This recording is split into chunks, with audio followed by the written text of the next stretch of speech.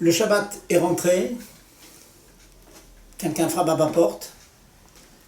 Là, je me suis rendu compte que tous les mets sont sur la plata, mais elle n'est pas branchée.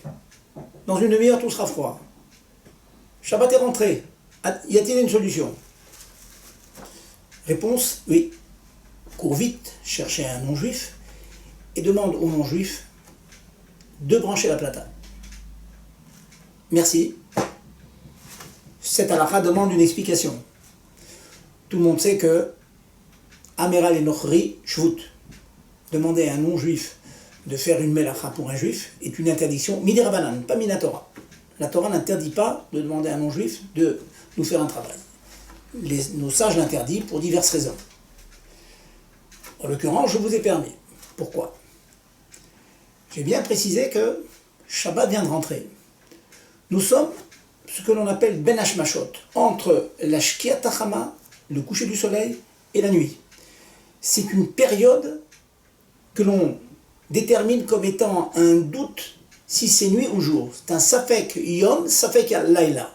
On ne sait pas si c'est le jour ou la nuit, entre le coucher du soleil et la sortie des étoiles. Dans la mesure où il y a un doute, et que demander à un non-juif de faire une melacha est une interdiction seulement midei Rabbanan, nous appliquons un des grands principes, Safek des Rabbanan, la Kula. Quand on a un doute dans un din, dans une halakha, dans une loi de nos sages, on peut être mekil et demander aux non-juifs de rebrancher la plata.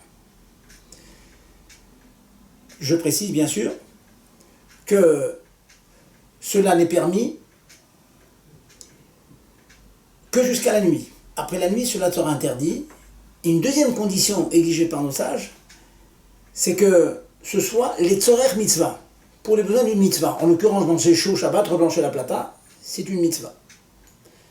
Donc, en résumé, dans cette période Ben Hashmashot, on peut demander à un non-juif de faire une melacha pour nous.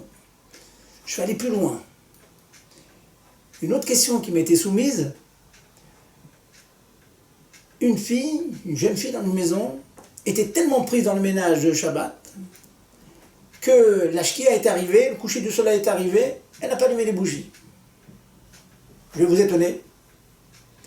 Je lui ai suggéré d'aller rapidement demander à une voisine non juive de venir chez elle, d'allumer la lumière, d'allumer la bougie pour la jeune fille.